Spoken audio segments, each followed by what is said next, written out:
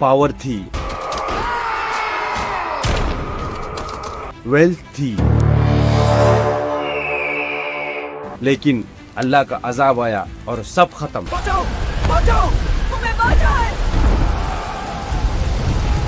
दुनिया की तारीख में एक ऐसी कौम गुजरी है जिनकी जिस्मानी ताकत और दिमागी सलाहियत का कोई मुकाबला नहीं था। ये थी कौम आद। इन्होंने पहाड़ों को काटकर ऐसी इमारतें खड़ी कर दी जो आसमान से बातें करती थी। उस कौम का गुरूर इस तरह से बढ़ चुका था कि उसका सरदार गरजते हुए कहता था, हमसे ज्यादा ताकतवर कौन है। इनका शहर इरम, जिसे इरमज़तुल इमाद कहा जाता है, अपनी बुलंद इमारतों के लिए पूरी दुनिया में मशहूर था। मगर अफसोस, उनकी यही ताकत दुश्मनी और घमंड का सबब बन गई। मगर जब उन्होंने घमंड नहीं छोड़ा तो कैसे एक हवा के झोंके ने उनका नाम और निशान मिटा दिया। गुरूर का आलम तो देखिए। एक बार कौम आद के दरबार में एक मुसाफिर आया।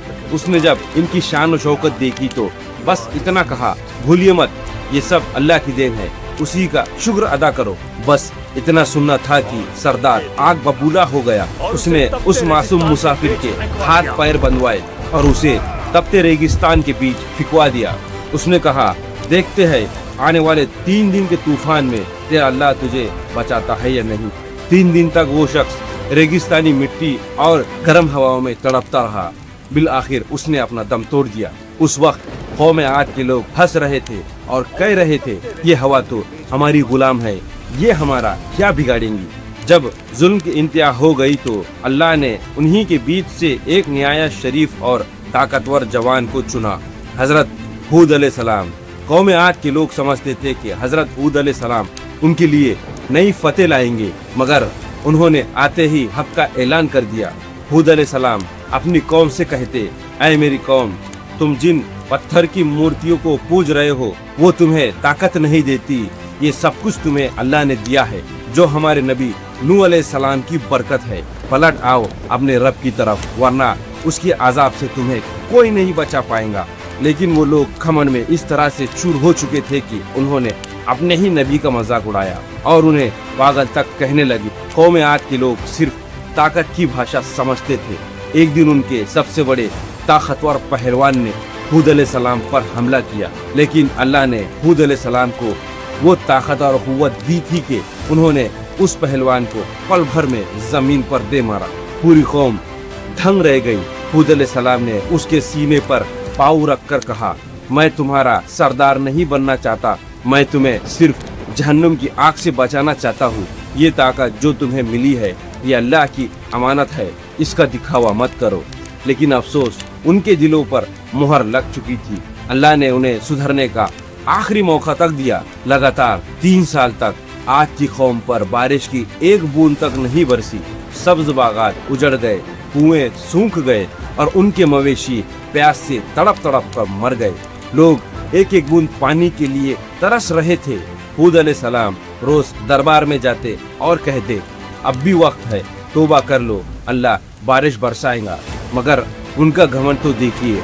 वो कहते थे, हम इतने ताकतवर है कि बिना पानी के भी जी लेंगे, मगर तुम्हारे रब के आगे बिल्कुल भी नहीं झुकेंगे। ये कौम बड़ी जालिम हो चुकी थी, खुद को सबसे ज्यादा ताकतवर समझती थी। अल्लाह की ऐसी नाफरमानी पर आए कि अल्लाह का ही इनकार कर दिया। ये कौम हजरत नूह अलैहिस्सलाम की कौम थी, जो वक्त के साथ साथ शैतान के जाल में आ गई एंड बुत परस्ती शुरू कर दी। इनकी आने वाली नस्ल पिछली नस्ल से बदतर थी। हूद अलैहिस्सलाम ने इनको बहुत समझाया, लेकिन कहते हैं ना, घमंड और तकब्बुर इंसान को अंधा कर देता है, फिर इंसान किसी की भी नहीं सुनता। अल्लाह ने इन्हें हर चीज से नवाजा था, माल से, ताकत से, जिसको इन्होंने खुद की मलकियत समझ ली।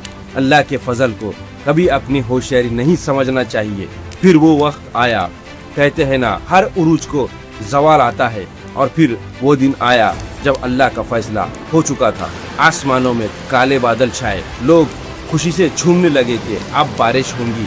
मगर हूद अलैहिस्सलाम रो रहे थे, क्योंकि वो देख सकते थे कि ये बारिश नहीं, अल्लाह का अजाब है। एक ऐसी आंधी चली कि जो 7 रातें और 8 दिनों तक लगातार घूम रही थी। वो इतनी तेज थी कि कौम आद के लोग जो पहाड़ जैसे मजबूत थे तिनकी की तरह हवा में उड़ने लगे। उनकी बुलंद इमारतें रेत के ढेर में बदल गई।